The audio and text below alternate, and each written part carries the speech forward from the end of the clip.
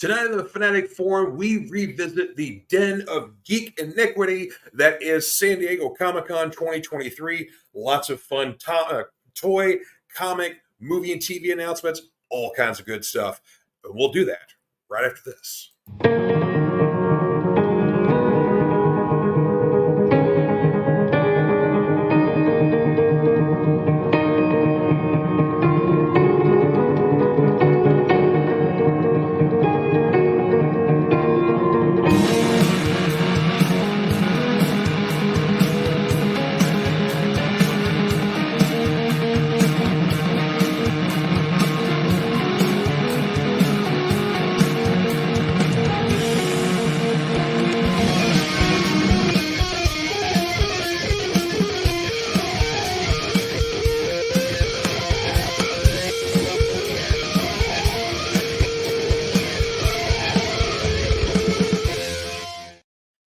Everybody, happy Friday and welcome to the Fanatic Forum. I'm your Fanatic and host, George Buehler. Hope everybody's had a good week so far. We have got some fun stuff to talk about today here. We are recapping some of the announcements from San Diego Comic-Con 2023.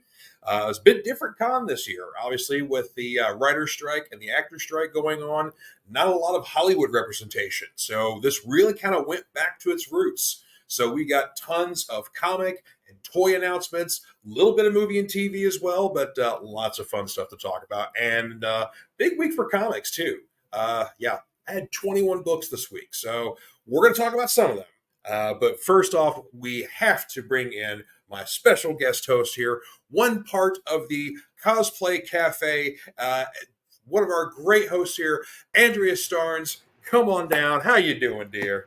Other than been a long day with this guy, Thor, having been sick. He's going to be my lap buddy for this, but we're excited to be back. We always enjoy coming in and talking nerdy stuff with you. Oh, well, thank you very much. Good to have you on here. And Thor, get well soon, bub. He's being a baby right now. God of Thunder over here is just being a spoiled little baby. Oh, that's good. You let him be that way. Of course. Of course, Andrea is part of the Cosplay Cafe, and then of course you're doing the Gilmore Sisters podcast too, or is that? That's just Kelly and Crayley. They're okay. The Gilmore Girls freaks over there. They're quite the fans. I don't have the heart to tell them I've never watched an episode of the Gilmore Girls. I haven't either. Yeah. And I feel like I might get kicked off the show for that. They might come at me, but my brother has watched more episodes of the Gilmore Girls than I have. So. Wow. Yeah. What was the one? Felicity. Now, I watched a bunch of those episodes. Yeah, back when it was the WB shows. Yeah, well, early 2000s. I got on the show late. Basically, I think it was because I can't remember if it was that was really close to when Alias started or what. But I got into Alias from the get go, and so those shows were kind of close together. So I think I was dating someone at the time, and so we had to watch Felicity, and I had to. But I had Alias, so there you go. Hey. Anyway. We all enjoy our pop culture in our own ways. Yes, we do, yeah. Well, good to have you on here. Of course, Cosplay Cafe is Fridays at 9. You guys had a great episode last week, so you're off this week, and then next week you have an episode, right? And we're actually on the first Tuesday now. Oh, nice. The third Thursday, or the third Friday, because Crayley does so many conventions that Fridays were getting a little rough for her, but I work nights Sunday through Thursday, so I can't. So we decided we didn't want to alienate one or the other. So we kind of made a rotation. So we got it actually an episode this Tuesday. Well, there you go. So follow Cosplay Cafe for all kinds of great cosplay fun, tips, social discussions, other pop culture talk. All kinds of stuff, yeah. It's basically pop culture nerd geeking out while dressed up. Exactly, yeah. But it's fun because you get some of the other guests you guys have on. You get other people's experiences with cosplay and trying different things out, and of course some of them are actually crafters and seamstresses themselves. So they, I'm sure, have got tons of nightmare stories or stories of triumph. Like, I can't believe this worked, or this stayed up all day. Oh, definitely. And we try to be a safe space for people, because I know there's some toxic people out there in the community that want to tell you your way of cosplaying isn't right. So that's why we do what we do, because every way of cosplaying is the right way to cosplay. There you go. Exactly. So, and I applaud you guys for that, because my own inner self just says, no, you don't look good in that, so I don't do it. So there you go. I I've think, got that. Yeah, 21 years of doing this, and I started when I was a skinny little 19-year-old, and now I am a larger 40-year-old and going, still, you can wear that, you can do it. It's so much easier to hype other people up than yourself, though. So that's why we're there, is to hype the people up that might not have a hype man. I got it. Yeah, I hear you. So, well, anyway, we've got lots of fun stuff to talk about, and like I said, this is a big, big week for comics. I've had 21 books this week. I haven't had that many in a long time, but That's yeah, a lot. it's a lot. And did I read all 21 books? Yes, folks, I did, for you. So I didn't. I haven't had my pull box in a little bit because I've been so behind, but there were days you'd go in there, there'd be one book in there, and some days you're like, can I buy some of these this week? Yeah. I still love them. I might not get to read as much as I used to, but I still love my comics no matter what. I'll always be a comic fan. Yep, exactly. Well, we got a couple of comments in the chat. So, of course, here on the Fanatic Forum, we welcome your comments, your takes on things, opinions, did you know, sort of things like that. We love all that stuff. So bring it to the table, folks. Comments. All that good stuff. Yeah, we love talking to you guys here. Join the discussion. You don't have to physically be here to join the discussion. Amen to that. And our buddy Cade from Cartoon Commotion saying hiya, George. And then he's also saying hiya, Andrea and Thor. So hello. Yeah. Cade and I had an awesome episode last week. Was it last week? Yeah, it was last week. Basically talking cartoons, especially G.I. Joe, Real American Hero. So my childhood, my heart right there. And I mean, who better to talk tunes with than an actual cartoon? So follow Cartoon Commotion on Facebook and the YouTubes for a whole lot of fun and a great host there. And let's not forget Jiggy. So, yeah. Because, animal lovers, come on. It's his pet pig. He chimes in and has comments, and he also knows how to pick a banjo real good. So, just saying. Dave Mangley, Diamond Dave is in here. Welcome back to the forum, Andrea. Yes, indeed. Hello. We love old Dave Mangley. And he says, fortunately, looking good has never been an obstacle for him. That is right, sir. Yeah, you wear it well. Wear that proudly. Always, always. He's a smooth cat. Oh, all right. So, got some comics to talk about. So, yeah, like I said, 21 books this week here. So nice little brick. I know, right? Yeah. But we're going to, like I said, a few highlights here. For folks who like the Black Label stuff, DC has a new offering here. This is The Last Days of Lex Luthor, done by Mark Waid and Brian Hitch. Basically, this is Lex has a mysterious disease that is killing him, and the only person he could turn to help him is old Soupy here. So, yeah, it's an interesting story, and you're kind of wondering, is Lex really dying? Is this like a real thing? Or perhaps, is it all ploy for something? Because it's Lex Luthor. It's Lex Luthor, I mean. Yeah. So, so it asks some good questions. But yeah, of course, I like the Black Label stuff because, sometimes they get really explicit. Sometimes it's just a little more mature than the regular DC stuff. So it's not for kids, but yeah, some good stuff nonetheless. So that's worth checking out. Of course, DC has their big event going on right now, Night Terrors, where you've got this new villain named Insomniac who is invading everyone's dreams and nightmares and basically is looking for something called the Nightmare Stone.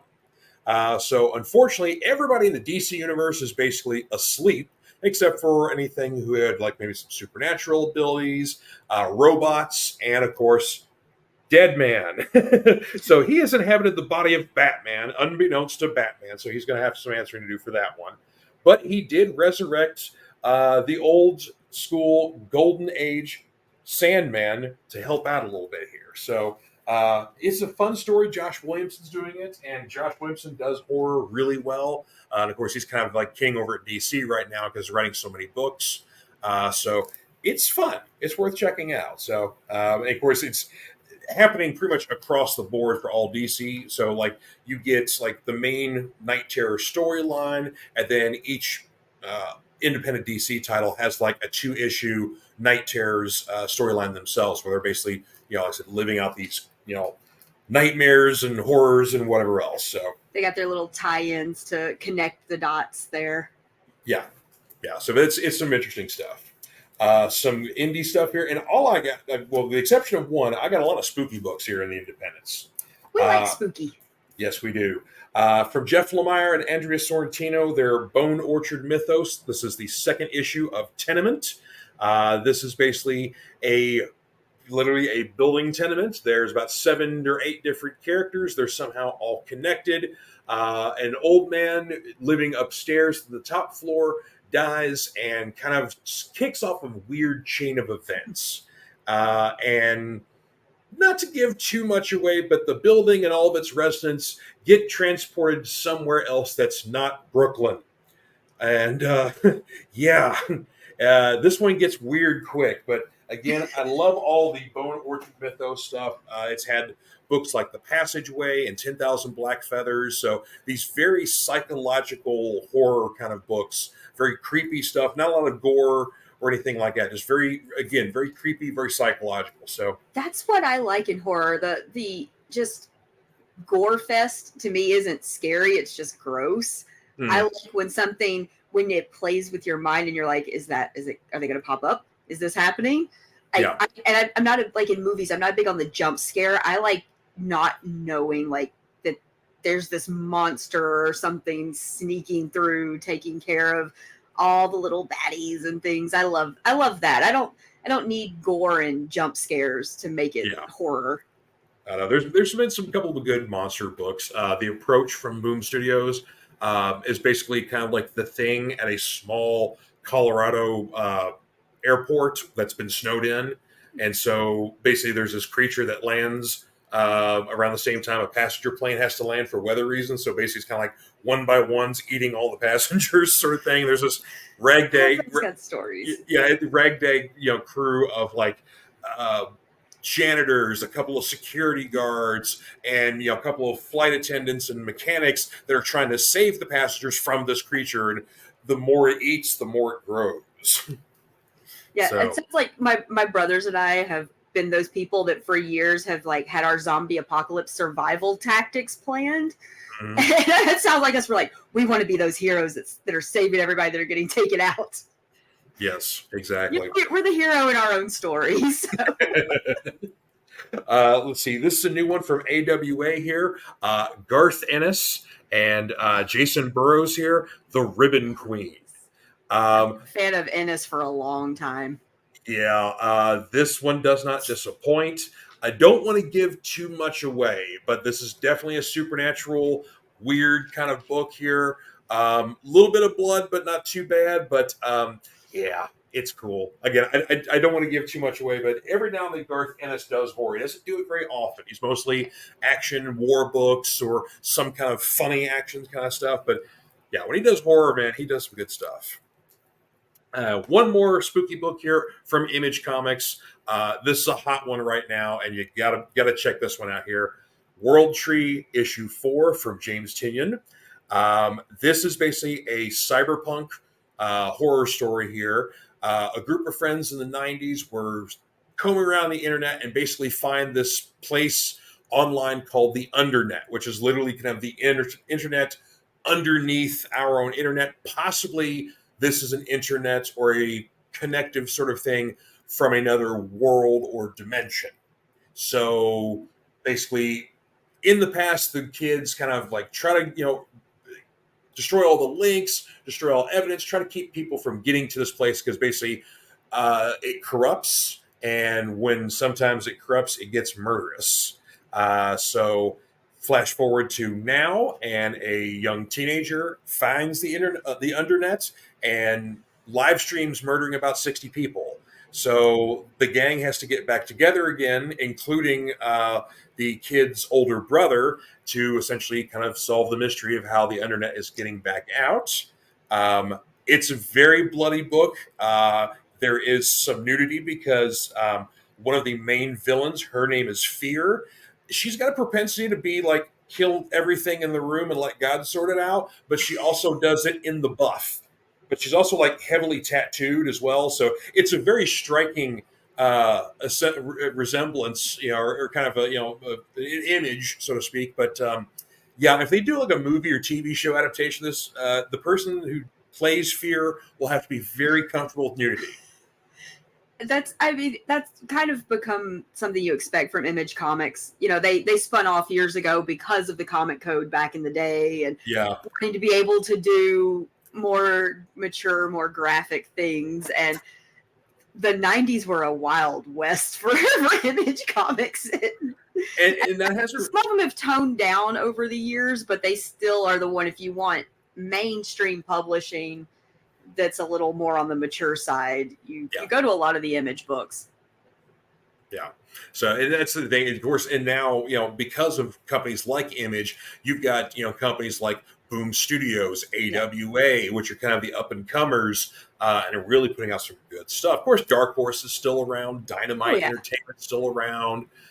Even Valiant still tries to, jumpstart themselves every now and then. It's like, look, they're a phoenix. They keep arising from the ashes every now and then. They might not ever rival the big companies, but they're still holding their own out there. They're still there. They won't go away.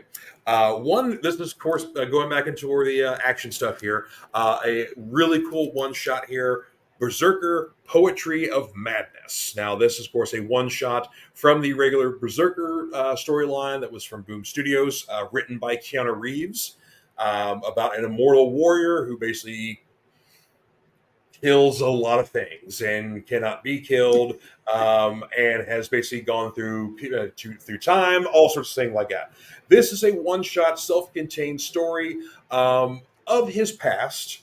Perhaps he was the royal guardsman for the king of Atlantis, and this was the story of essentially how Atlantis sunk because of a fight that possibly Berserker was directly involved in. So I don't want to give. That's a big oops if you are the reason Atlantis sank. Well, it's a really good reason. I don't want to give too much away, but basically, there's a really good one-on-one between Anute the Berserker, Keanu Reeves' character, and let's just call it a great old one. So, yeah, but that may be the fight between those two may be the reason Atlantis sunk to the ground. And so some good stuff there.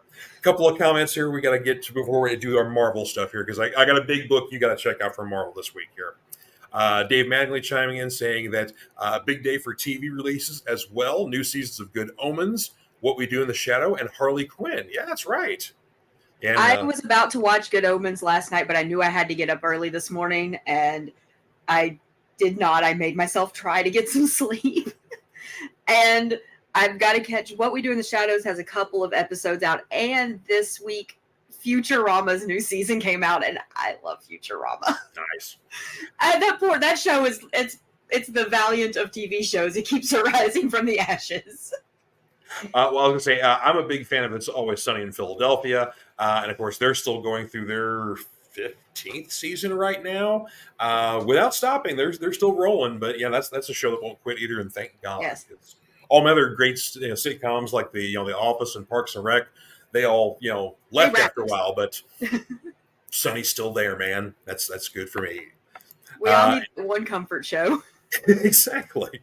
And Dave Manley agrees with you, Andrea, on your take on horror. Gore bores me. What we don't see is far scarier. That's a good point there. Yeah. I think it's because it's a very human nature thing, not knowing, like what's going on in like someone's head, so not seeing the evil. Mm-hmm. It's a lot more terrifying to me than a big scary monster cutting people into pieces. Oh yeah, I mean, it's much more. Your imagination can run wild there. Yeah. Oh, definitely. And Dave says he keeps getting Boom and Dynamite Comics confused. I'll give you a hint. If there's a sexy lady on the cover, it's probably a Dynamite book. If she's barely got any clothes on, it's probably a Dynamite book. So, and if it's got 47 variant covers, it's definitely a Dynamite book. So, good Lord, man. Now I work in a comic book store, man. Dynamite is crazy with the variant covers. Like, there's some books that have like 15 variants. Who buys all that? I get it for like a special release, a first issue of something, but some of these comics are now getting to where every issue has like 2 or 3 or 4 or 10 variants, and you're like, I don't need a variant for issue 4 of a random series. Oh yeah, I mean, it's fine if it's a first issue or if it's some Yeah, kind of anniversary or whatever a else. But milestone. yeah, yeah. Usually, like one to two variants is fine. But Yeah, sometimes they. I remember, the 90s, you would every now and get that special like foil cover, or you'd get, some like variant from a different artist. But now it's literally like, that's how some of these artists, I think, are staying employed. They're just doing variant covers left and right. Oh yeah, I mean, there's a lot of the top tier artists. Your uh, J. Scott Campbell, your He Pete hasn't done interiors in Momoko, ages. your John Boy Myers, stuff like that. They Yeah. just do variants. That's all they do. I haven't seen Campbell do interiors since what, early 2000s, maybe, when Oh he yeah, was still doing totally. his own Danger Girl comic. Yeah, easily. Yeah. And you'll appreciate some J. Scott Campbell here in just a moment, because I've got a couple of Marvel selections for you. The new issue 18 of Ghost Rider here, of the current series. I'm absolutely loving this series, but this is almost kind of a self-contained issue here. We're kind of between storylines here, so you kind of get almost a quadruple take on basically Danny Ketch, Johnny Blaze, and also Robbie Reyes. I love Robbie Reyes as Ghost Rider. Yeah, and it was really nice to see Robbie back in the book too, because I haven't seen him in a little bit. So the main Ghost Rider book has mostly been focused on Johnny. Danny Ketch came in a few issues ago, and now Robbie's finally in here. So, but you get kind of almost like a possession storyline of something trying to possess a rider, and how that would work, or not work in their favor. But yeah, a really really cool kind of self-contained issue there. So, and of course, a great cover. Second issue of the new Incredible Hulk series that Philip Kennedy Johnson and Nick Klein are doing here. Yeah, yet again, this is another horror kind of take on the Hulk here. It briefly mentions the Donny Cates run, where basically Banner kind of captured Hulk and turned him almost into like this weird starship thing. It was a weird series. Nonetheless, Cates can have some crazy storylines. He likes the weird. Sometimes it works, sometimes it's a little, I don't know. And especially coming right off of Al Ewing's Immortal Hulk storyline, you couldn't go anywhere but down, and I think it was kind of a down for Donnie. Even though we did have the Banner of War storyline, was Hulk versus Thor, that was awesome. Yeah. The rest of the run, not so much. But anyway, this kind of kickstarts a little more off kind of the horror elements from the Immortal Hulk storyline here. But we have a new monster cult trying to basically bring back sort of monster things and taking over the world, and that sort of thing like that. And apparently, Hulk is a key for that to happen. But apparently, he needs to be out of the way to do so. But yeah, so again, very creepy, kind of religious, culty stuff, but also monsters and just good stuff. And basically, Hulk right now is very mad at Banner because of kind of the Donny Cates line. So they're not working together at all. And Hulk is almost kind of in charge a bit more. So basically, he kind of changes sometimes when Banner doesn't want him to. Or when Banner needs him, he's like, He's like, good luck with that. Yeah. So yeah, it's an interesting conflict already. We're 2 issues in. So this is one you're going to like, though. The new Hellfire Gala issue for 2023 is out. Many variant covers, but I had to go with the J. Scott Campbell Old School X-Men cover here. The X-Men Hellfire Galas, they've going now for 5 years. Sometimes major events happen. 3 years ago, they terraformed Mars and turned it to Arakko, which was basically the mutants have their own planet now. Last year wasn't as big of an event, but they had some troubles going on. But basically, when Emma wants everybody to get dressed up and have a nice time, no one lets the mutants have a nice time. No, This never. in point, I'm really surprised that Marvel let them publish such a brutal issue. This is rough for X-Men fans, especially if you've been reading stuff that's going on right now. Though they do address the Kamala Khan stuff that's also going on right now, where basically Kamala died in Spider-Man a couple issues ago. My youngest brother was extremely angry about that because he is a huge Spider-Man and Kamala Khan fan. Brad was not okay. He ranted on an hour-long drive to my nephew's graduation about that. Well, tell Brad not to worry. Kamala's back. But I didn't think to keep her gone. Yeah, well, here's the interesting thing. Of course, in recent issues of X-Men, you've had the Sins of Sinister storyline where we find out that basically the resurrection protocols the mutants have been using recently, where basically they can literally resurrect themselves from the dead if something happens, have been compromised by Mr. Sinister. Well, after some trials and tribulations, they fixed that. And they've got it back somewhat. It's not 100%, but it's somewhat back. But they did have a rush order, Miss Kamala Khan. Because apparently when she got her powers due to the Inhumans versus X-Men storyline where she got misted and she got her mists and she's got her embiggen powers and all that stuff, and everybody said, oh, she's Inhuman, right? She's both. She was misclassified. She apparently does have mutant genes, but they were not activated when her Inhuman powers were activated. So they've basically been dormant for a long time.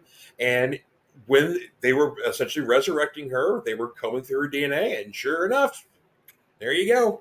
She's got the X gene. That's a little bit of a tie into how they kind of at the end of her series, the last episode referred to her as a mutant because the whole the MCU is certain around the whole Inhumans thing after the debacle of TV show had.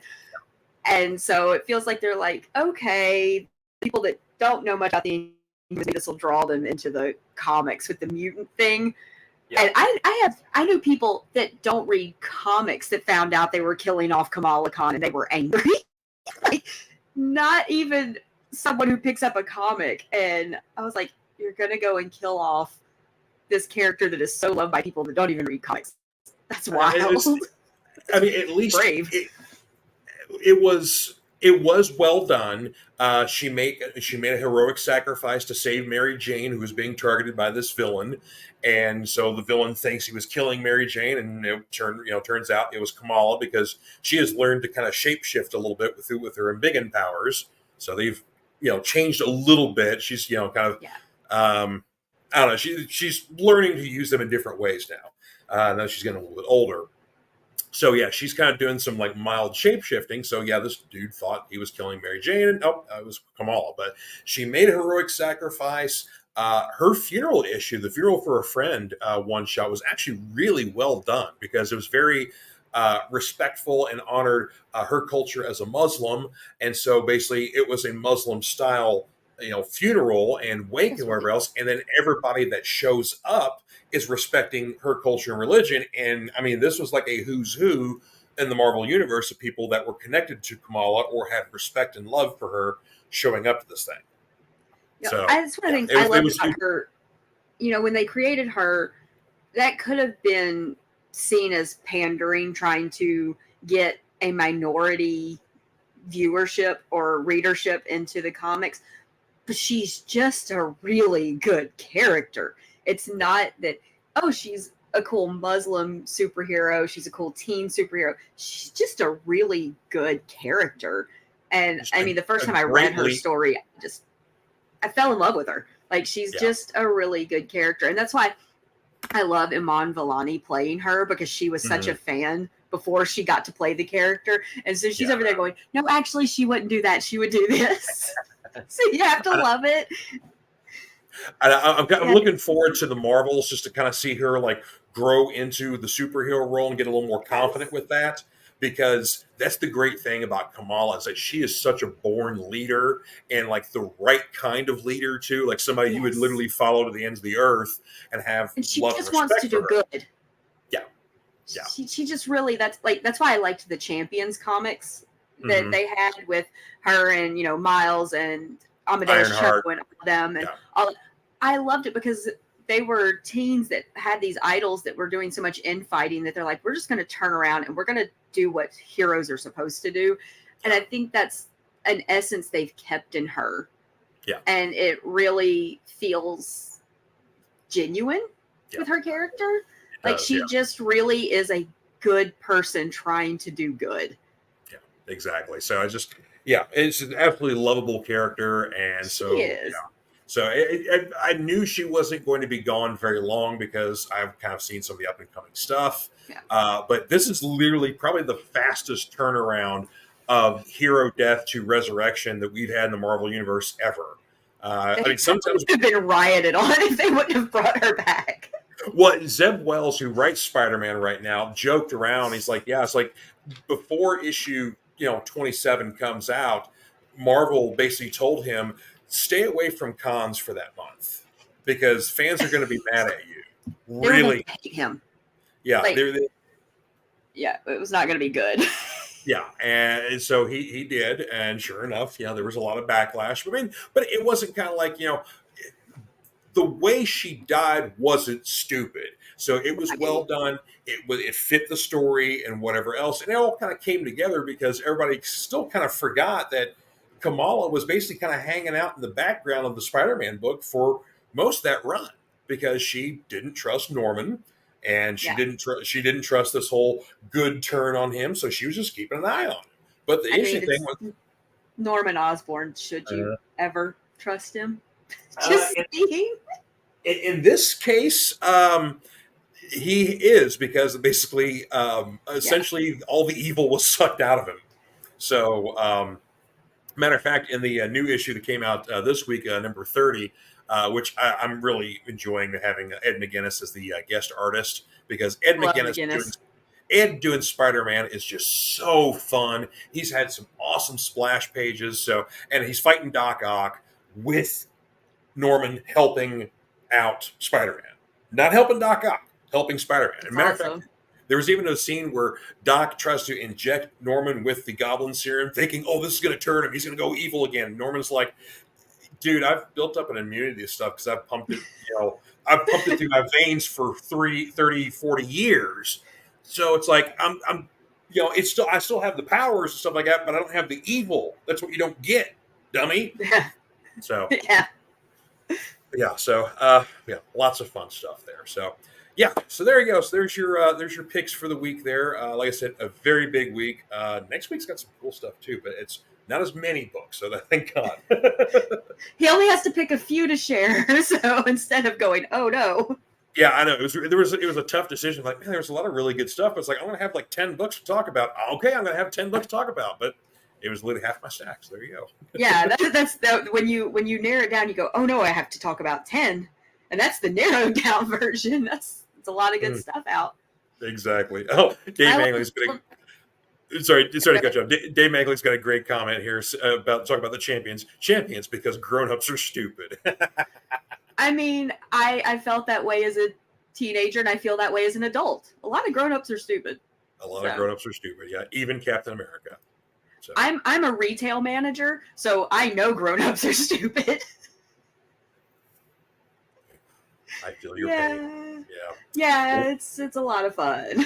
Yeah. Well, we are going to take a brief break for our sponsor, Comic Books for Kids. When we come back, we've got some Comic-Con stuff to geek out and talk about here. Yes. So we'll be right back.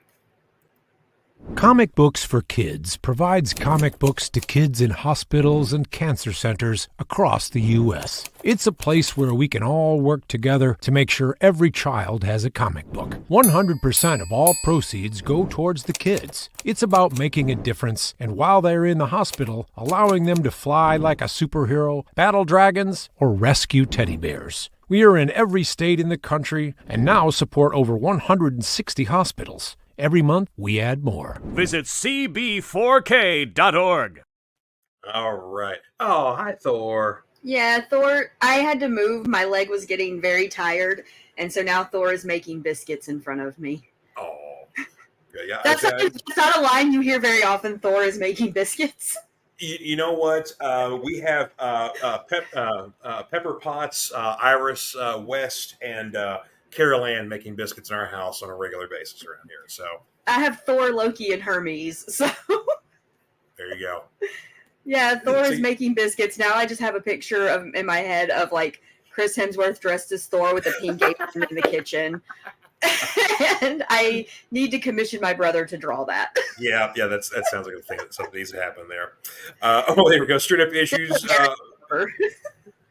Straight up issues, comics, and action figures from Fort Knox, Kentucky. Buddy Dre out there saying he concurs grown-ups do suck. Yeah, that's why do you think Peter Pan wanted to stay a kid forever?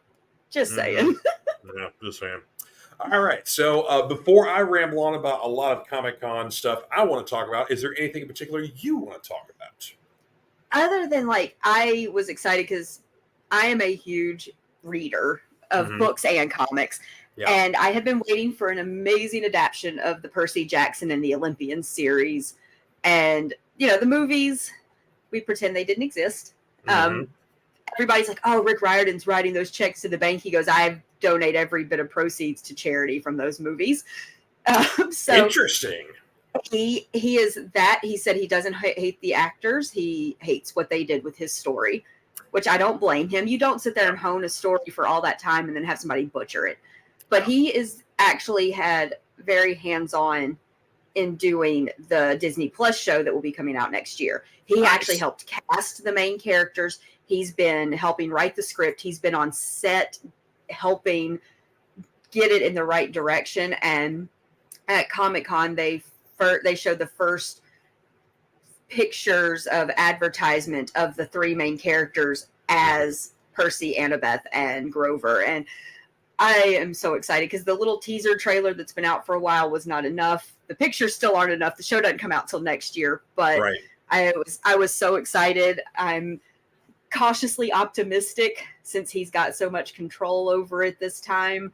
And Disney Plus hasn't really disappointed me much with some of the stuff that they've done. So yeah, that's a good point. Yeah, I mean, I was upset that the Willow show got canceled after one season because I enjoyed it, but I mean, it kind of makes sense. I mean, the original movie didn't do well either. It's got a cult audience, and so we got our sequel series for one season, so that's all you get, folks. And the ones that I wasn't too thrilled with, I'm like, okay, there's plenty of other things I did enjoy.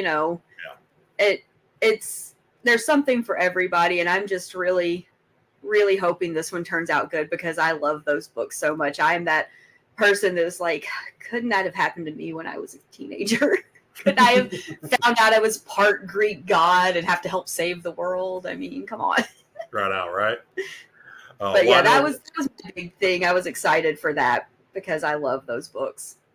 Well, I know one Disney Plus series supposedly coming this fall that was discussed at Comic-Con, the X-Men 97 series. Yes, that makes me so excited. As we were talking about before the show, that show, the original 90s X-Men show, if you didn't read comics before then, you probably went to a comic shop after those first few episodes. Like my brothers and I, we knew about the X-Men. We knew about Spider-Man. Our dad was a huge Superman fan his whole life, but we didn't collect them as heavy. We had comics, but we didn't go weekly to the comic shop. After that animated show, the first few episodes, we were like, Mom, Dad, can we go to the comic book shop? And Dad was like, yes, let's go. And we collected the comics, the Fleer Ultra trading cards in the 90s. The ones that were like the Marvel ones that made the puzzle on the 9-card page. Yeah, I remember those, yeah. Scoot still has that whole collection. And we all fought to find that one like chase card, the Spider-Man Venom hologram fighting card. I remember that. We were so into that, and that show is the reason I fell in love with comics. And I started my love of Storm from that day on, and she is still my favorite comic book character.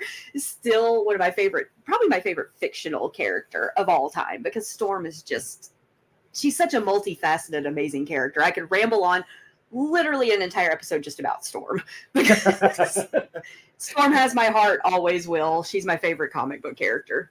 Yeah. Of course, well, she'll get center stage in the new series because this is basically a sequel series to the 90s X-Men cartoon. It literally kicks off where the series left off, which basically was Charles Xavier was mortally wounded by Henry Gyrick. Of course, he's trying to basically destroy all mutants, responsible for the Sentinels, all that sort of stuff like that.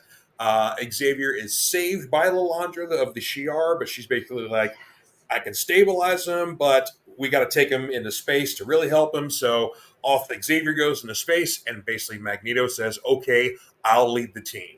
I'll be a good guy.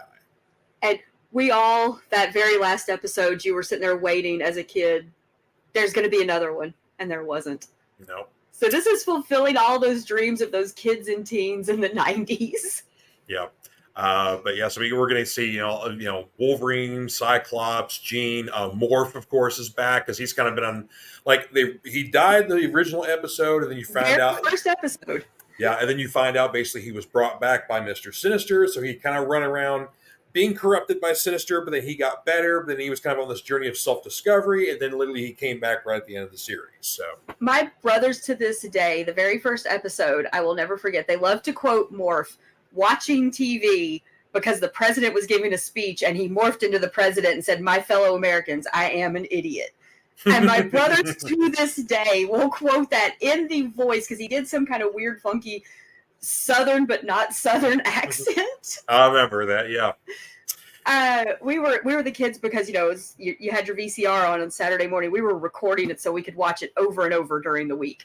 Oh, that's awesome. And then they ran the Dark Phoenix saga during the weekdays after school, and we remember rushing home to make sure we didn't miss any of it. Mm-hmm. Oh. Like that was our love. That solidified the love that we all still have for comics.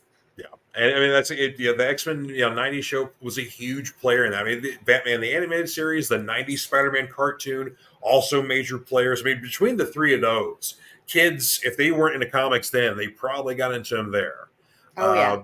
But yeah, it's going to be a nice warm homecoming because again, we're kicking off right where the original series left off. We get 10 episodes, but pretty much all these surviving voice members are back for the show, whether or not they're actually playing their original characters. Some of them may be playing different parts, but basically, I know for a fact Wolverine's back as Wolverine. So there's a few voices within the cast that are kind of iconic themselves, so you can't get anybody else. Yeah, I mean, to the point that even when you see these new actors playing them in like live action stuff, you still hear those animated voices in your head. Mm-hmm. Like I still hear Rogue more than anybody in my head from her 90s voice. Yeah, calling everybody sugar. As a Southerner, I kind of loved it because I always had my accent made fun of for being from the South, and then I'm like, well, here is a superhero that can kick butt and is also beautiful, and she's got a Southern accent, so deal with it. Yeah. So I love Rogue. Straight up has always got some comments, always wants to bring some fire here. He says the X-Men are wannabe Teen Titans. That's because Andrea is a big Teen Titans fan. So I can see somewhat of his point here, but yeah. And of course, he's laughing. He's laughing there. Oh, Storm is a wannabe Starfire? No way! Hang on a second. Might come to physical blows over that. Okay, yeah, Dre, I tell you, we're gonna have a stern talking with you later, sir. Okay. It's like, bring it to Memphis. I'll fight you physically over that one. I'm crazy enough. I mean, Dre's, from, Puerto Rican. He's Puerto Rican. He's from New York. So like he's bad. So I don't know. It'll be good. So I'm from Memphis. We are any pushovers down here. That is true. That is true. Well, earlier we were talking about Ms. Marvel and we were lamenting her loss. So let me just cut to the chase here. Ms. Marvel, the New Mutant, drops this fall. That's right. She's back. Barely gone for 3 months. And she's already back. But this time, do like we were talking about with the Hellfire Gala. Basically, Ms. Marvel is both an Inhuman and a mutant. So, and seeing as the mutants are going through some very rough times currently, they need a bright spot. And what better bright spot than Kamala? Not a better one out there. Yeah, there you go. Some Spider-Man stuff here that I'm very excited about. The return of the Superior Spider-Man.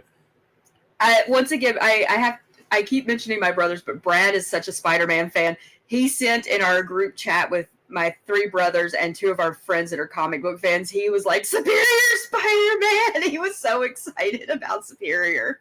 So apparently there's an upcoming one-shot, and then there will also be a miniseries to follow. Because basically, if you're not familiar, this is the time in the comics when Dan Slott was still writing Spider-Man, and Dr. Octopus was on his deathbed. He was dying of like a cancer or something along those lines. And his last his last plot he did was to literally body swap with Peter Parker. Yep. So everybody thinks Peter's dead, and now you've got Otto Octavius's mind inside the body of Spider-Man. Strangely enough, though, it kind of worked out because Otto went back and realized that Peter didn't complete his college degree. Is not really a doctor, so he went back and finished his college degree. So now Peter's a doctor. He kind of straightened out some aspects of Peter's life that were normally very haphazard. So yeah, but of course, then basically Peter really wasn't gone. Was in the magic of comics and stuff like that, able to come back into his own body, and Otto kind of went away. But then Otto got resurrected himself in his bed. It's a lot. Nobody ever completely dies. It used to even be the unwritten law. You didn't even bring Gwen Stacy back, and now you got Spider Gwen. So nobody is off limits for being brought back. Well, for years it was the joke that like Bucky, Captain America's sidekick. He's been dead since the 40s. He's not going to bring him back. Winter Soldier. There you go. Yeah. And then there was sometimes it works. And they're like, we'll never bring back Uncle Ben. And then they did a storyline where the Jackal was cloning people, and he brought back Uncle Ben.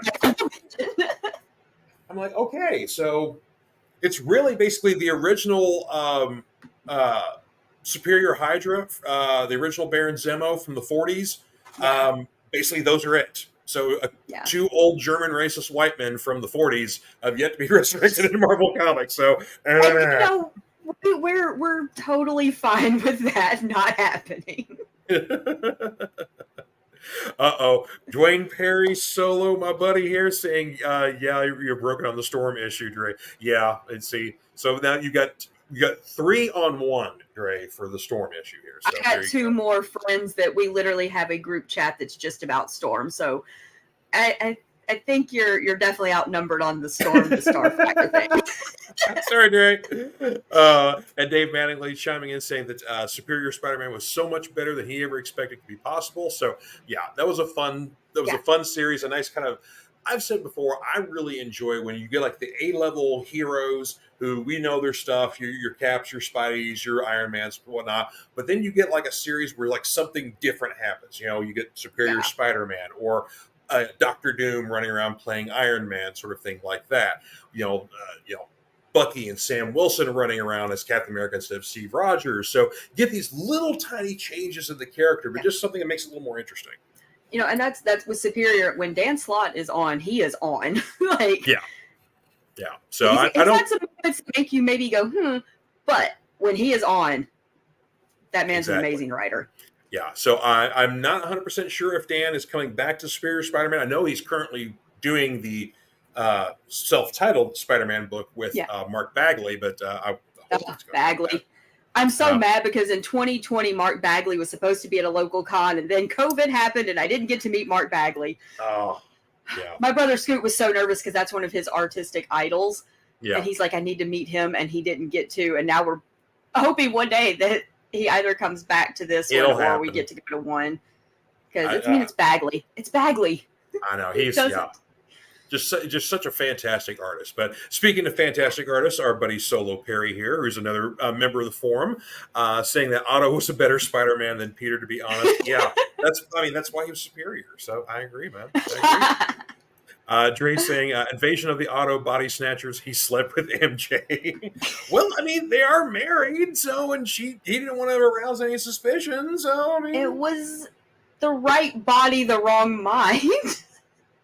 But I mean, there may be some respects where Otto was superior to that aspect as well. So I don't want to get too graphic about it, but you never know. I mean, he was good at a lot of other things, so Who knows? Yeah, exactly. Dave Magley was changing the subject here, saying then when they switched back, Peter lost his doctorate because, that's right. Yes, Peter was accused of plagiarism because he plagiarized Otto Octavius' work, and so he lost his doctorate. I forgot about that part. Oh, yeah. Plot twist. Plot twist. You gotta love it. Oh, no. Straight up issue saying Doc Ock's the R. Kelly of Marvel.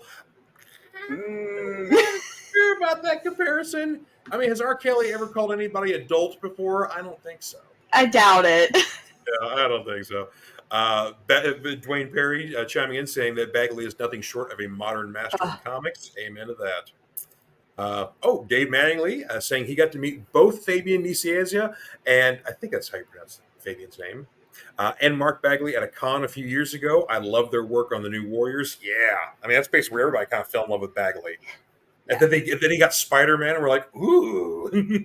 Like, when you think of some of the most iconic Spider-Man pictures, they were probably drawn by Bagley or McFarlane. Mm-hmm. And now more lately Stegman. Yeah. So, yeah. I love me some Ryan Stegman, too. My brother has Ryan Stegman's personal email address because they've been in talks about some artwork. So, just saying that Scoot and Stegman are on first name basis. So that's pretty cool. Yeah. Let's see here. Here's an X-Men announcement here coming up for the next year. Who are the new X-Men? So I saw that one.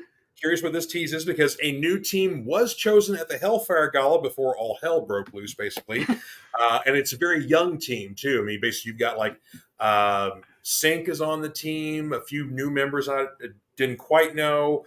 But it's kind of like it's a well-rounded team. I think like Cannonball's on there, but interestingly enough, Juggernaut is on the team as the muscle, and he actually wanted to be on the team because he's trying to reform himself. So we'll see how long that lasts. And I mean, he's his power set's changed too because he's no longer has the gem of Sidorak. He's now wearing the armor of Sidorak.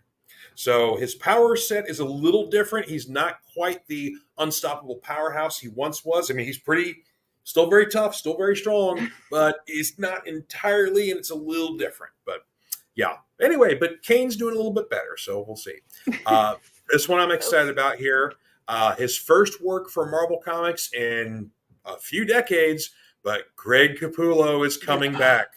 And he's starting. Yes, I saw his announcements on his Instagram, and I was so excited. I love me some Greg Capullo. Yeah. But he's doing a lot of variant covers for the time being. But yeah, coming back. He's got an upcoming Wolverine cover. Look at that. That is glorious. That's another one of those just masters of comic art. Mm-hmm. Absolutely.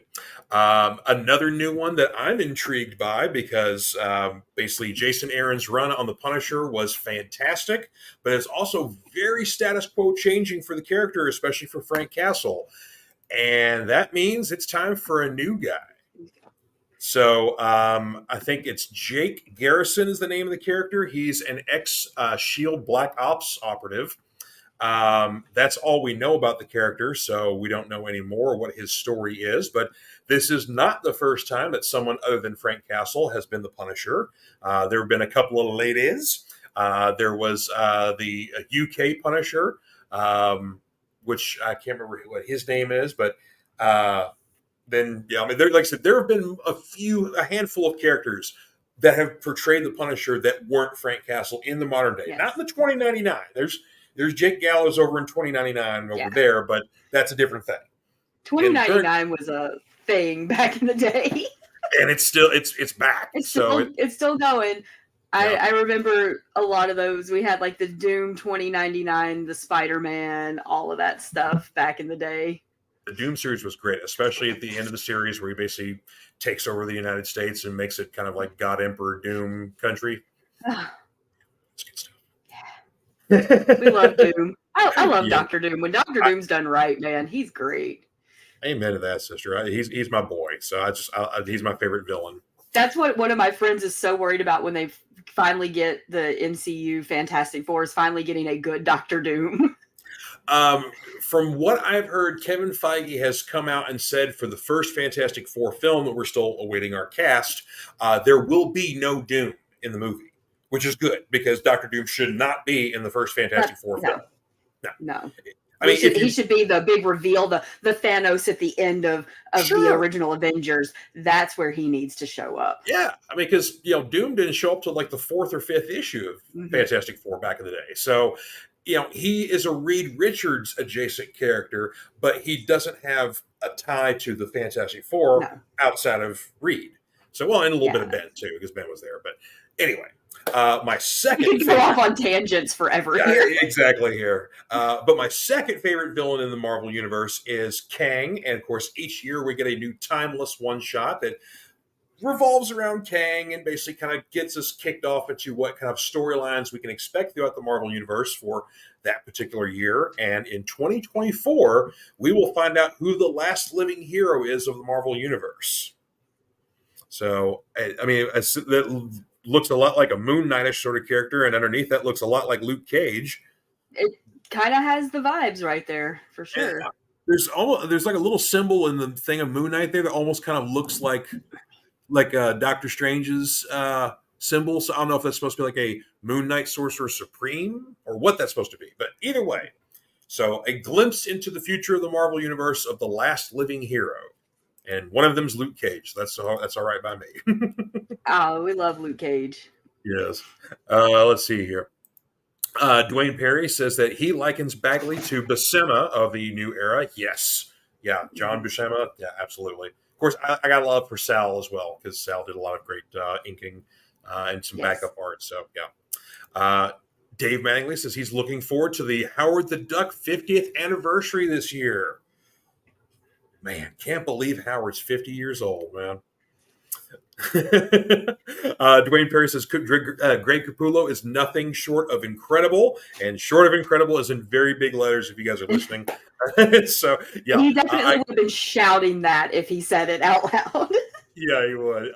Yeah, I got to meet Greg a few years ago at a con, and he signed a couple of my Batman books, and we joked around about basically how when he was working with Scott Snyder on Batman, and and just how much he would make Greg draw on the page because of so much detail, so much stuff going on, especially the 0-year storyline where basically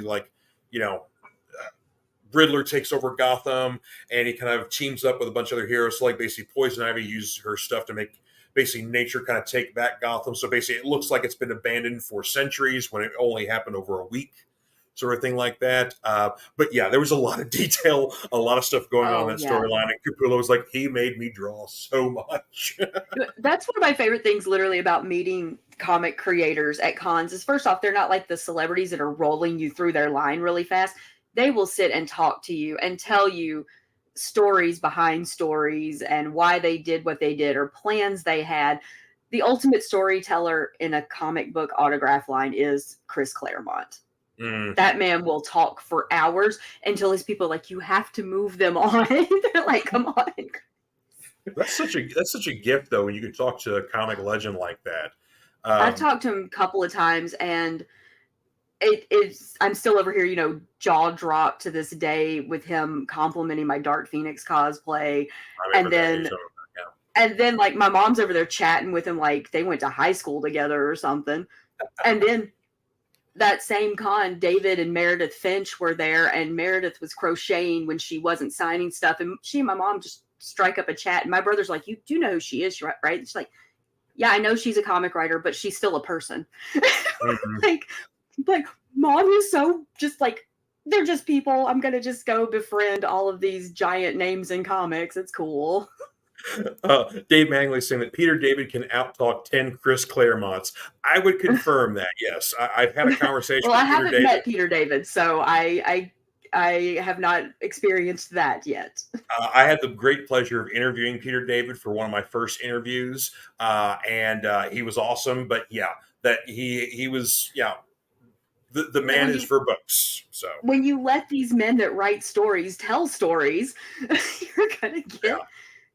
that's why I say my brother Brad is a writer. He's a storyteller. He was probably a bard in a past life, and these men were probably traveling, telling stories in their past lives as well. And so they still got stories to tell. Yeah, exactly. Dwayne Perry chiming in saying that Marvel needs to bring back the Scourge of the Underworld. Oh, nice callback. To basically permanently kill off characters like back in the day. Yeah, that's the thing. They wanted to kill somebody off, make a big fuss on something. They literally brought in the Scourge, and he would kill off somebody. You always get like the comic book, like one of these people on this cover will die, and basically there's the And Scourge you're over running there around. speculating because it's like 20 people on the cover. You're like, who have we Yeah. not killed off in a while? Yeah. Yeah. So, but it'd be nice. We haven't seen the Scourge in a long time. Good callback there, Dwayne. Maybe somebody you'll get that subliminally out there in the world, and somebody will take that idea and run with it. Dave Mangley saying, we were talking about the Fantastic Four movie, saying the first Fantastic Four villain should be the Mole Man. I agree. He was the original villain in the original Fantastic Four, and we have not seen the underworld. That's an aspect of the Marvel Universe we haven't seen yet. And, King of the Underworld is good old Mole Man. So bring some of those names that people don't know. Not everyone has to be a Doom or a Thanos. Bring some of those Z-listers back in here and go for it. And, it might be a bit of stunt casting, but Danny DeVito's fine. Put him in the role. So there you go. I love Danny DeVito. He can be in whatever he wants. Exactly. Yeah, I'm down with that. Oh, yeah, there you go. We were talking about cosplay earlier here. Says Dave Mangley says that he left Peter David speechless, which has almost never happened when Dave debuted in his mini-me costume. Now, Dave is does not have any hair on his head, but he's about my height. So if you can imagine a man, 6'4", basically in a mini outfit. So I love it. That's horrific. That's what cosplay is all about, right there, sir. Whew. All right, I'm gonna have trouble sleeping tonight. Let's see what other announcements here. Oh, well, of course, Marvel's got a new event coming up called Gang War, which basically looks like it's going to be a lot of like the street level heroes. A lot of it taking place in Spider-Man, but yeah, it looks like it's another kind of street level hero Marvel event. So those should be cool. But the two big announcements from Comic-Con that really got people talking. From IDW, we will see a sequel to The Last Ronin called Evolution. Last Ronin is probably one of the most popular Ninja Turtle stories, probably since they debuted in the 80s. I mean, I'm not a huge Turtle fan, and I read Last Ronin because it was getting such buzz, and it was worth the buzz. It was a fantastic story. A future basically where 3 of the 4 turtles die in battle, and so one is left to kind of carry on and right the wrongs, do all the things that heroic Ninja Turtles do. But kind of the mystery of the first issue was who's the one that was left. And so then we find that out, and then kind of the rest of the story goes from there. And we do get reunited with some old friends in the Turtle universe, and then also kind of see what happened to some of the others we don't see right away. So, so looking very forward to the sequel there. That's interesting, seeing as I see some other Turtle characters on this page. I mean, there's, spoiler, it's Michelangelo in the front and center right here, but don't know who those other 3 are there. So, interesting. One crossover we never thought we would see: the Justice League versus Godzilla versus Kong. Coming from DC Comics and Legendary Films teaming up on this one here. I'm excited about this one here. Yeah. JLA. I'm good with anything Kong and Godzilla. Yeah. JLA versus Kong versus Godzilla. I don't need to say any more really about that. That's going to be awesome. Brian Bucatello looks like he's the writer on here, and I can't read who else is drawing it. But That's an amazing cover there up front. So yeah, there's going to be lots of variant covers on this one, I'm sure. But yeah, that looks like a lot of fun there. So, uh-oh, am I getting a comment here? Oh, I don't know what this is. This is supposed to be a picture, Dave. I think it is. All right, it didn't pop up as a picture, unfortunately. So, all right, might have spared you with that. Yeah, maybe so. Yeah. Let's see here. Trying to think what else we've got. There were a few, like I said, a few TV announcements. Walking Dead fans had some good stuff here. We have second seasons for the Maggie and Negan Dead City or City of the Dead. I can't remember what the one is. Their show gets a second season. Daryl Dixon's spinoff show gets a second season. And then finally, Rick and Michonne's spinoff show gets a title. The Ones Who Lived is the name of their show. But yeah, so the very, very, very, very long-awaited Rick and Michonne spinoff show. We were supposed to get Rick movies, find out where he's been, and get those. So it's been a long time since we've seen Rick Grimes, except for the series finale. But it's like, come on.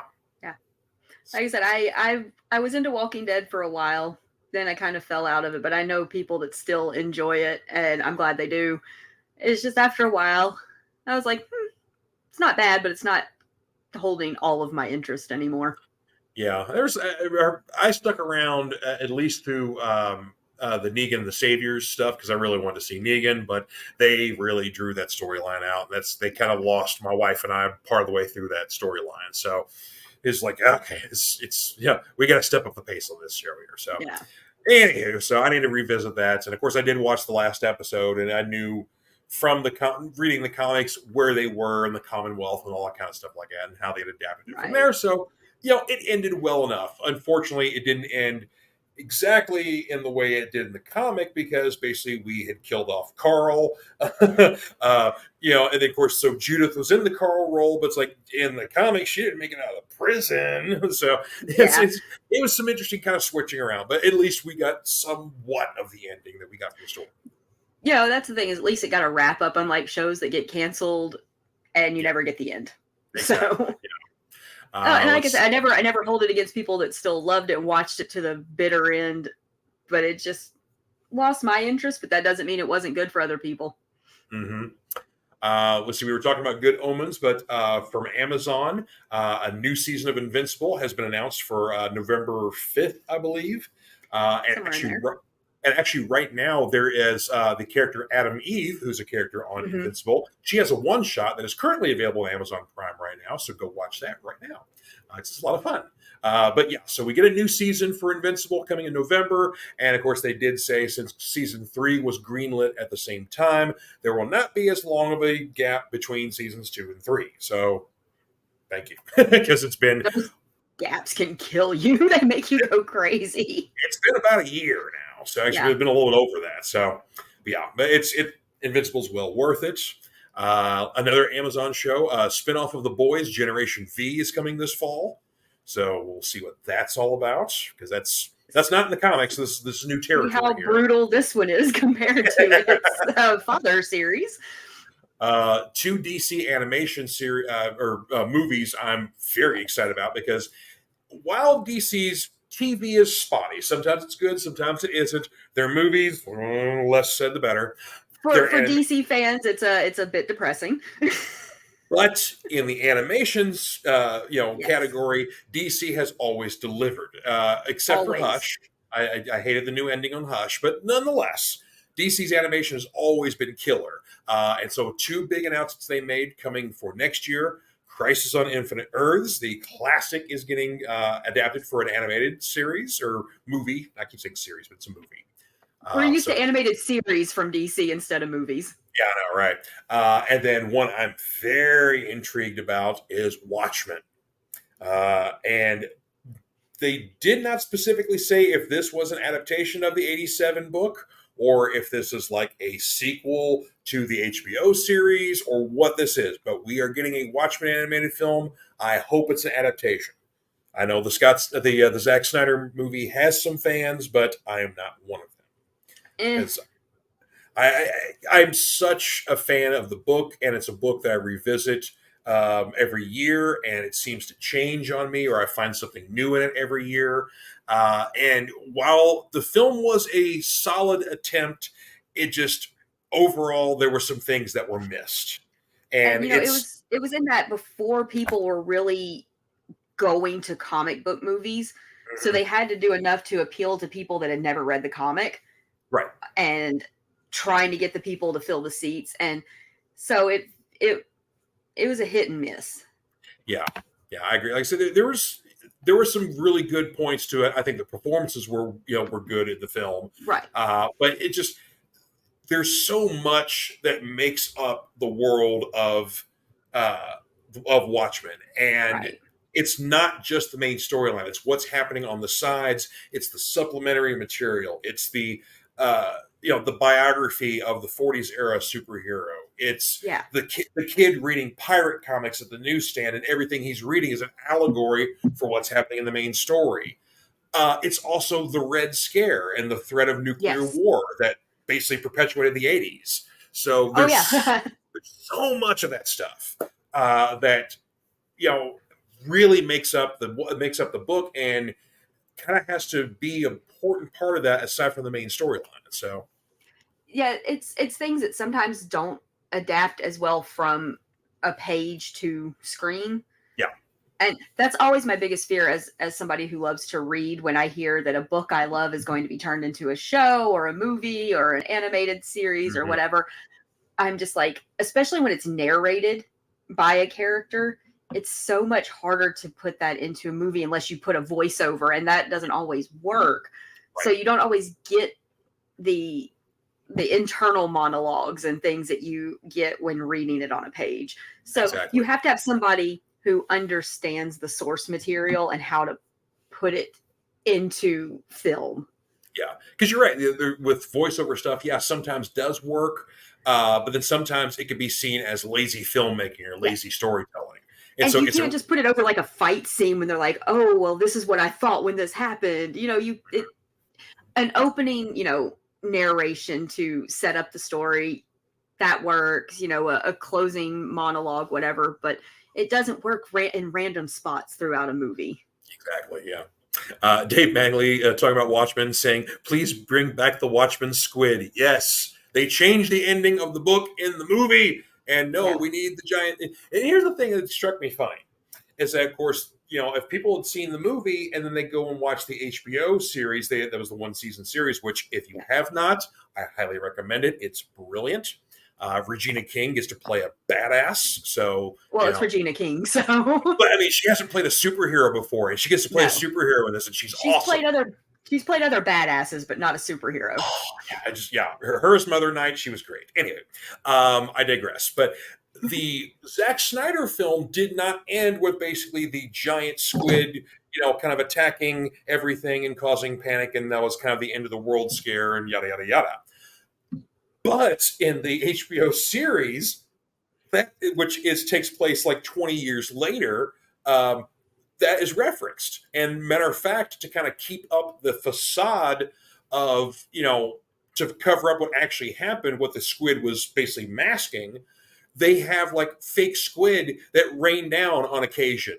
That basically, it's not like it's just like raining dead squid because it's still the portal from that universe is still open and this is just squid garbage coming in from here. So on occasion, it still rains tiny squids, just to kind of keep that facade going. They've been doing this for like 20 years, so it's like that doesn't link up because the film did this. But Yeah.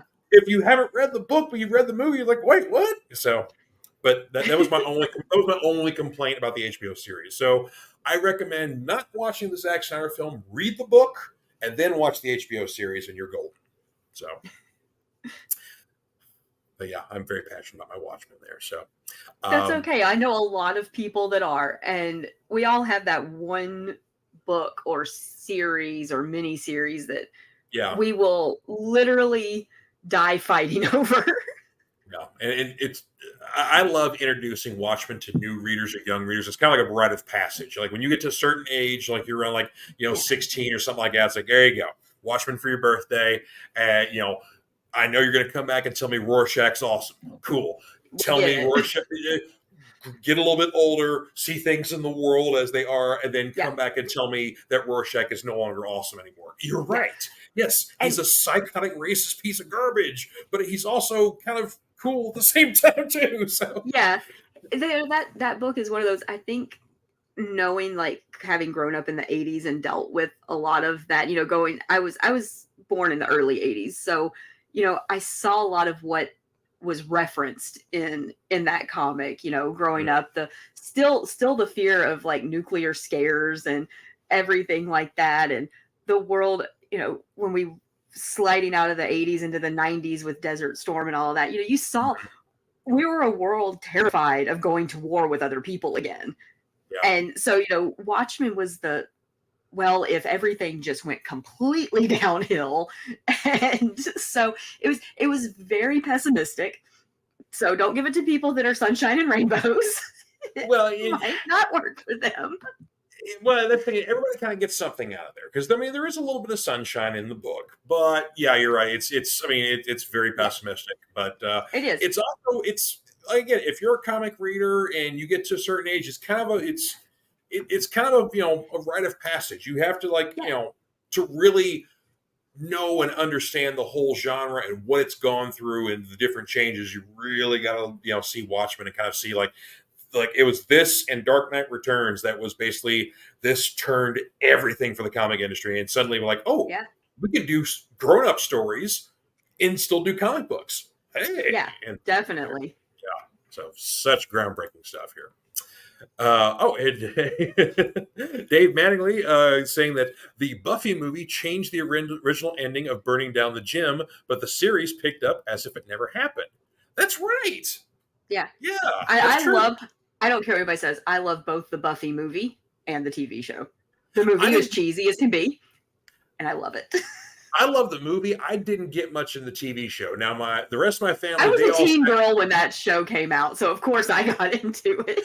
well, see, the rest of my family, they all watched Buffy, and they were all they got together everything. But I gave it a shot. I was like, nah, I'd just rather just watch Christy Swanson kill Pee Wee Herman. So I'm sorry, dude. I love that movie. It's cheesy and it's stupid, and I love it. Dave I still know the makes whole opening cheer. Oh yeah, that was good. Yeah, Dave Magley makes a good counterpoint here, saying after reading Watchmen, read some Astro City to counteract the pessimistic deconstruction. Very good point, sir. Very good. Astro City by Kurt Busiek is a masterpiece. Very similar in Watchmen, where you've got basically superheroes that exist in the real world and how they interact. But Astro City is a much more kind of a it's still a little more grounded, but it has much more of a feel to like the golden era of superheroes. Mm-hmm. But beautiful art too. Yeah. So yeah, I agree. Yeah, read Astro City, kids, if you haven't. So that's good stuff. But yeah, but like I said, nothing really in the film, stuff there outside of animated stuff. I mean, that's or stuff that was already in post production. So I mean, we got like a new Marvels trailer, which that second trailer looks really good. I was already in anyway because all I had to do was tell my wife that a new Captain Marvel movie is coming out, and not only will she be there, she's going to drag me there and beat me there, before I get there. Anyway, so I mean, I'm super excited about it because I have been a fan of Carol Danvers since she was Miss Marvel and Rogue stole her powers. Yeah. I've been a fan, for so long before they announced there was going to be a movie. Yeah. And so, getting to see, I remember seeing the first Captain Marvel movie. I love it. I don't think it's a perfect movie, but I loved it. And I walked out of that theater crying as a female comic book fan, seeing a movie where the woman was the hero without it being because of a man being her love interest or her being jaded by men in her life. She was working side by side with men and women. And then at the end, when instead of some big, crazy, epic fight, and he's yelling at her, she blasts him. She goes, I have nothing to prove to you. Mm-hmm. I loved that. And I was cosplaying Captain Marvel I started cosplaying her right after that movie came out. And we went to a children's hospital for a superhero day with my volunteer group. And I was in my Captain Marvel suit.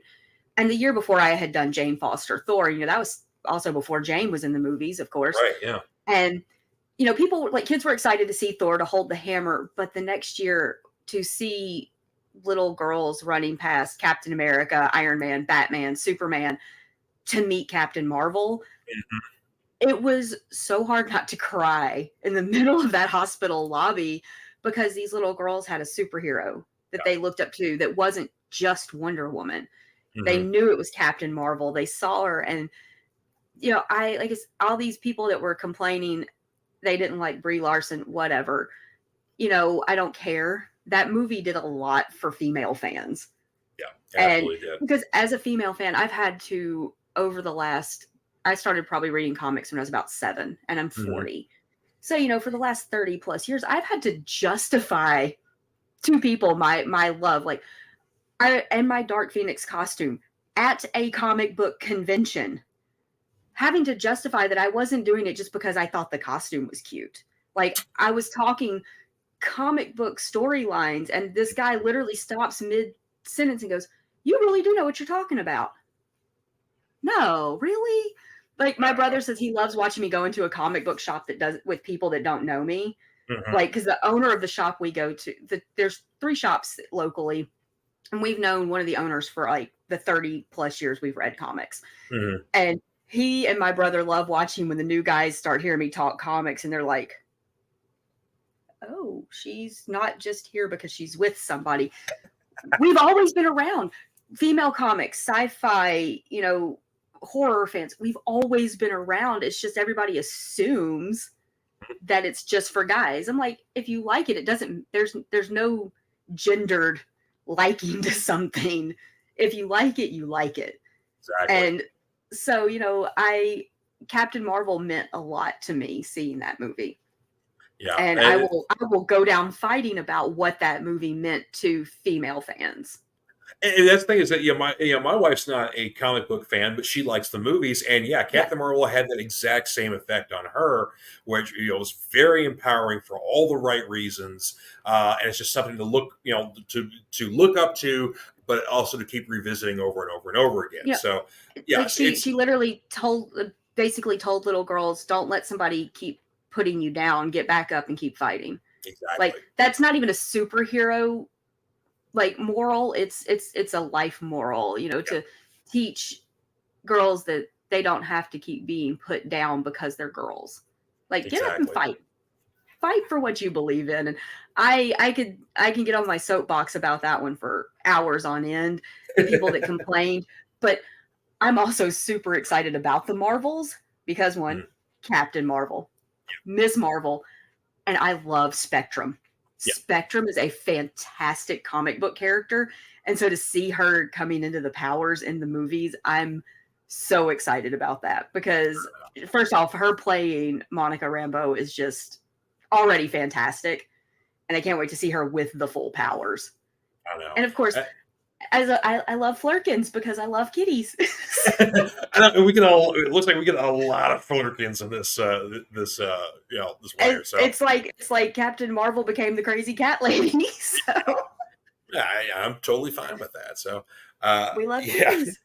And so that's the thing too.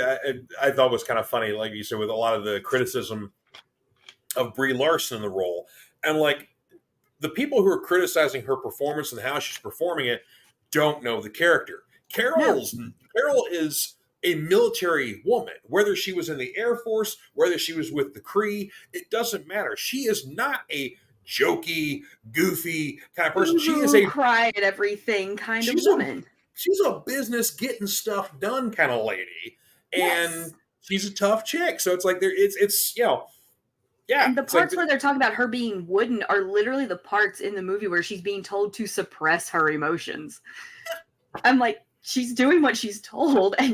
But it's like a meme that when that movie came out, they're like, if Carol Danvers was a guy, she would have been loved because, everybody loved Tony Stark for the same reasons they hate Carol Danvers. Good point. For being cocky, for being kind of a smart ass.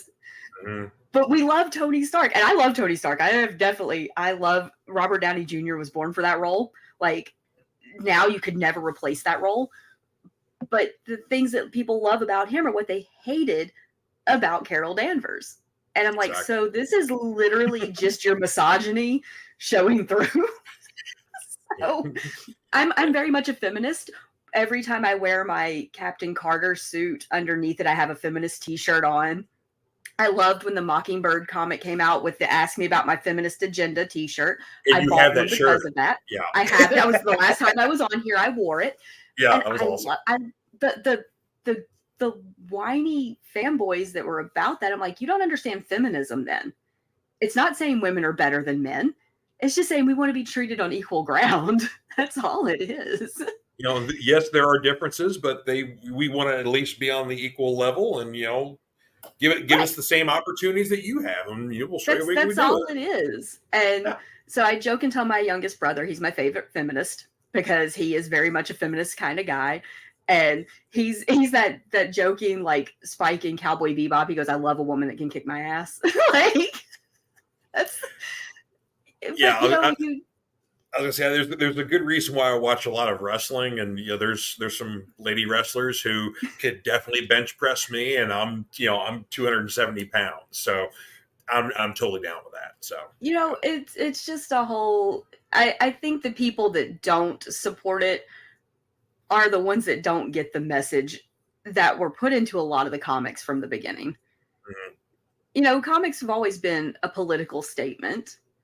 Like I said, you know, the most obvious one is the X-Men being a complete commentary on the civil rights movement. And the it doesn't show as much today, but if you look back at those old comics, you see what Stan Lee was writing. And he's like, look, minorities and women are just as great as, you know, white dude down the street. So I think that's one of the reasons I gravitated to comics so much Mhm. growing up, and then the Image comics because a lot of their titles were female led stories. Exactly. You know, Yeah. I loved Witchblade. You know, I was also a huge fan of Michael Turner. His Oh yeah. artwork was I was lucky enough to meet him twice before he passed away. Oh, no kidding. And one of the kindest humans I have ever met. The man was literally popping pain pills like they were Tic Tacs, Mhm. and he was just so welcoming and so nice. And you know, he's one of my brother Scoot's biggest influences, and he got to meet him once before he passed away. And Wow. you know, he had his mom backed him, like she was always the one supporting him. So I love that, you know, he was drawing there's a story in one of the books where one of his original Witchblade pictures hangs above his parents' mantle, Oh. and people walk into the house, you know, and all she has on is the Witchblade. Mhm. And they're like, what? They're like, oh, our son drew that. You know, they loved it. His mom was sculpting statues of Aspen from Fathom, you know, for him that were Okay. he had in one of the old Fathom comics I have, she sculpted a bronze, like 3 foot statue that was a water fountain of Aspen coming out of the sea foam. Oh my And gosh. it was so cool. You know, I love that, you know, he's over here drawing things that everybody thinks is kind of exploitation. And his mom's like, look at what my son did. You Mhm. know, it's like it's feminism isn't about being prudish and covering up and being better than men. It is about being the woman you want to be. And I love that she supported that. And Image gave a lot of those female characters that chance that instead of being the damsel in distress or the sidekick, she got to be the hero. Yeah, they were And the A-list. Yeah. now you're getting that so much more and more in comics, and you're getting more women writing and drawing. Like one of my favorite comic artists is Sia Ohm. Oh Like yeah. Sia Ohm is so talented, it's ridiculous.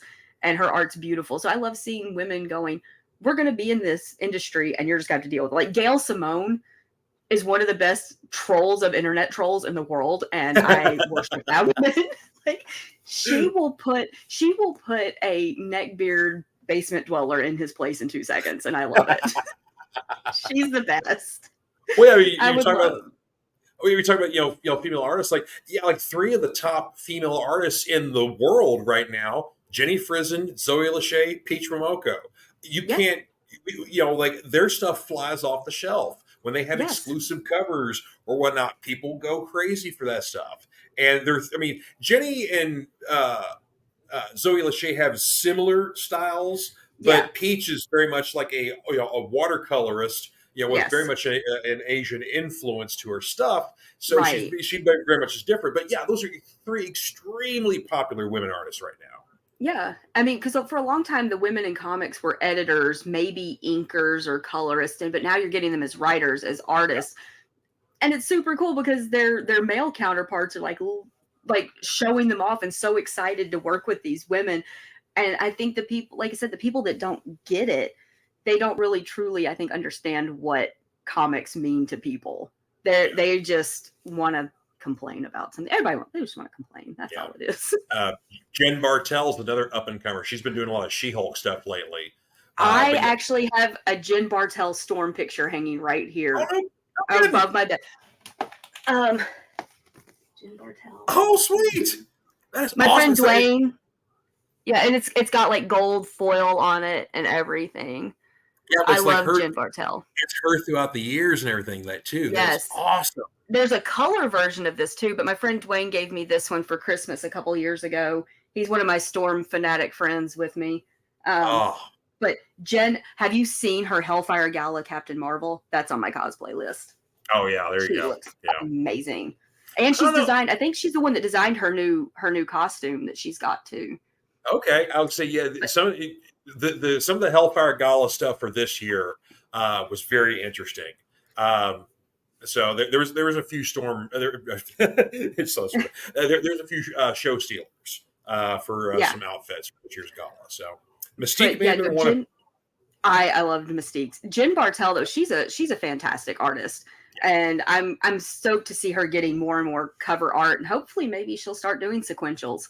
I think that'd be really cool to see her work inside a book too. But like my sister-in-law collects a lot of the Jen Bartel covers because she loves them.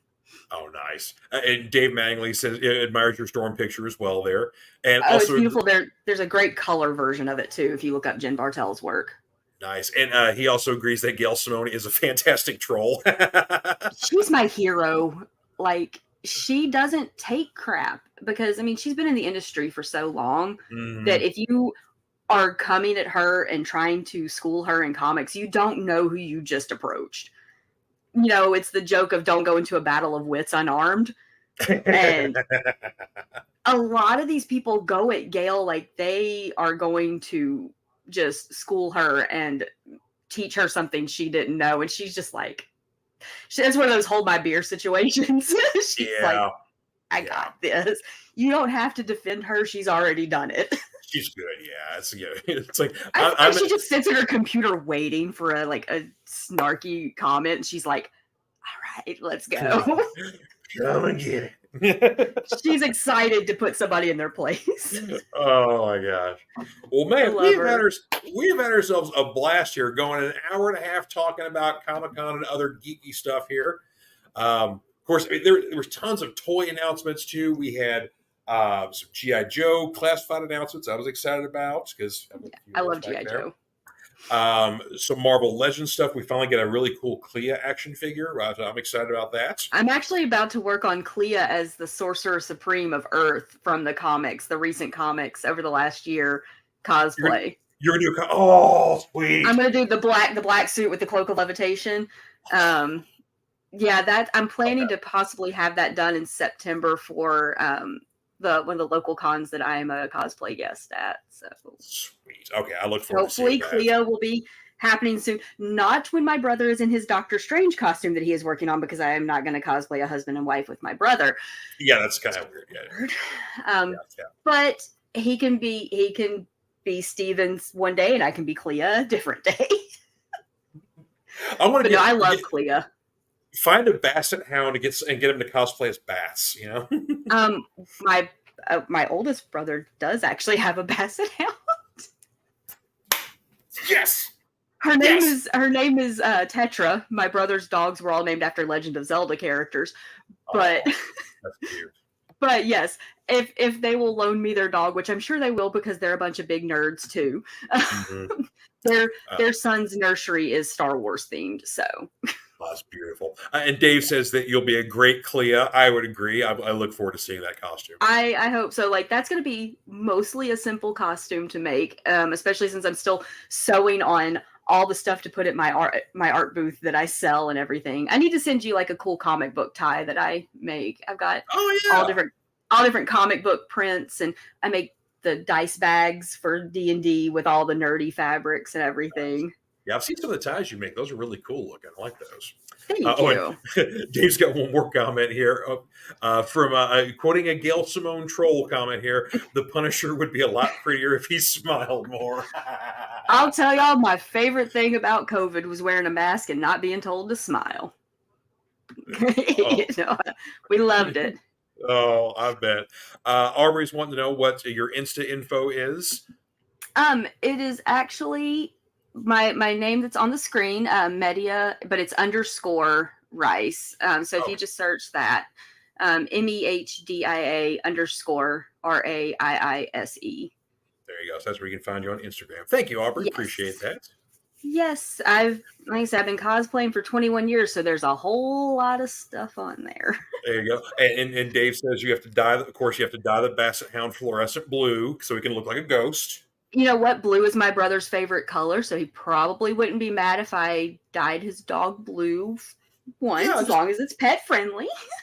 Something kind of light blue, so he looks a little ethereal or whatnot. But he has to look like a ghost dog, and then he can, walk around. I mean, the dog is a little obnoxious, so I'd find a way to make her a little less obnoxious.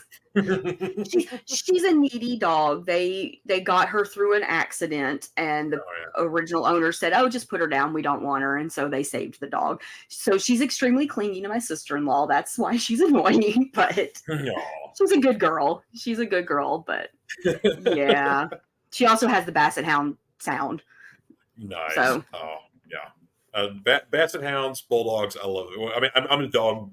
I'm an animal lover. Period. Animal. Yeah. But anywho, but I said lots of other toy announcements as well here. I put a lot of stuff on the Friends of the Fanatic Forum page there, so you can see some of those pictures there. But lots of Star Wars stuff. I'm excited about. We got a really cool Thrawn action figure. And excited for the Ahsoka show that's about to come out.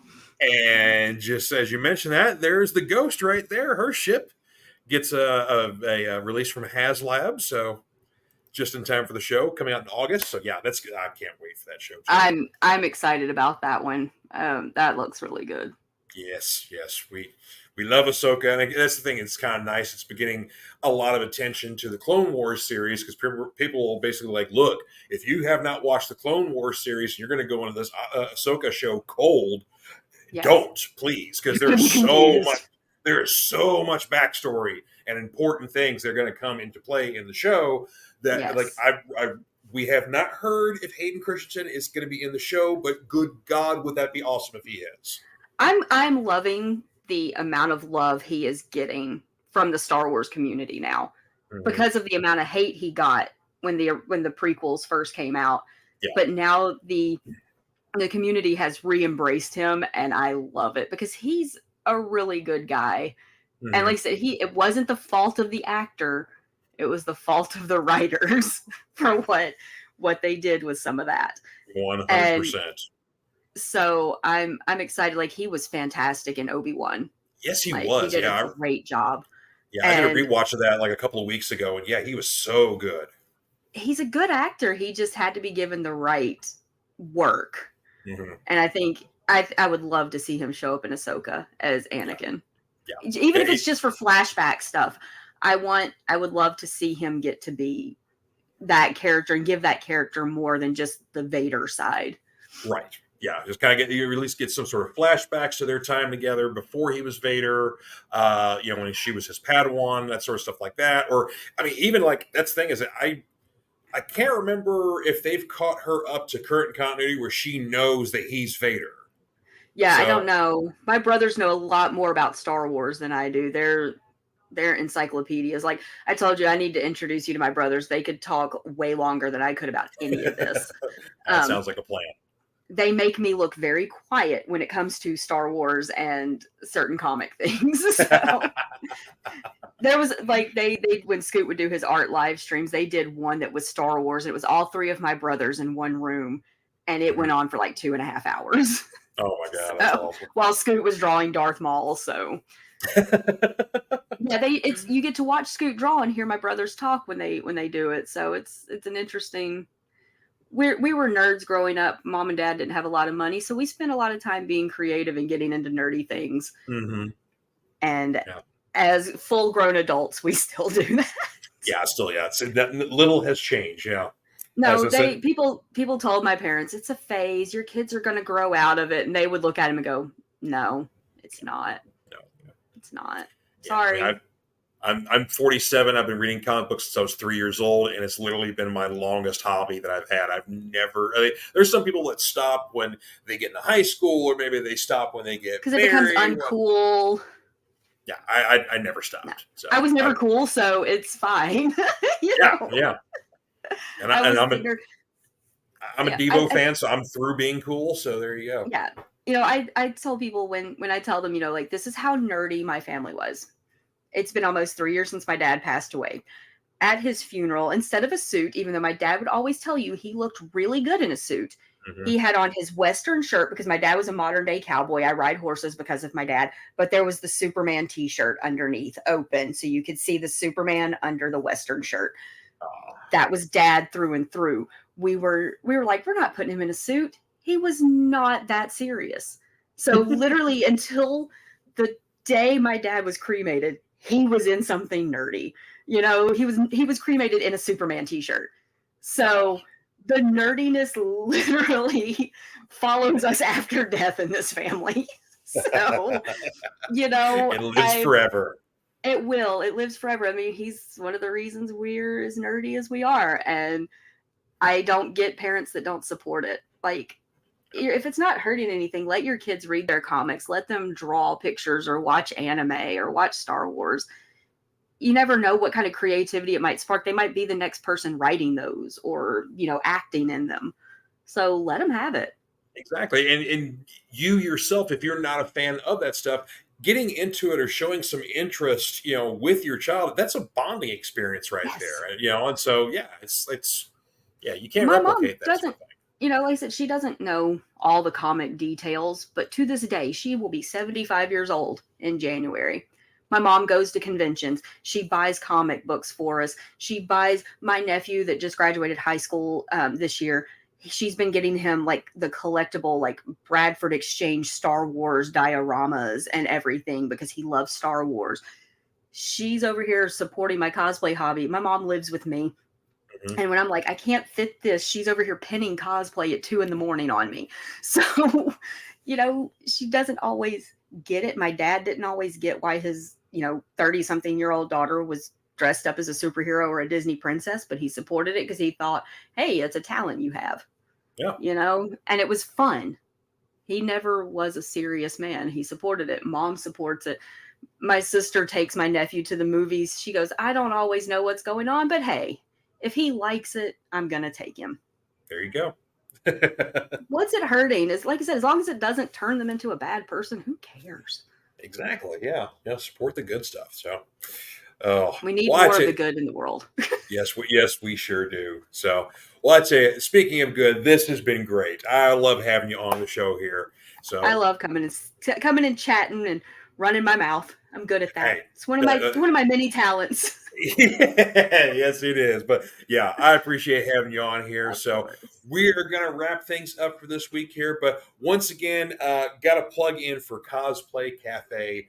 So when are your all's next coming shows here? The August the 4th is this coming Tuesday. So that's my partner made me do it theme. And it's getting talked into costumes by a romantic or platonic partner. Craylee's husband is actually going to be our guest because he gets talked into everything by her. And then we have one on August the 18th, which is a Friday. And our theme for that is your first and most recent costumes with my friend Carrie Bland Cosplay. So we're going to be showing where we started and where we're at. So that's cool. That was her suggested theme, and I thought that was a really good idea to see the progress people make. Yeah, that's a fantastic idea. And that's the thing too, especially with the technology with 3D printing and access to more materials. People are getting crazy, into it with stuff like that.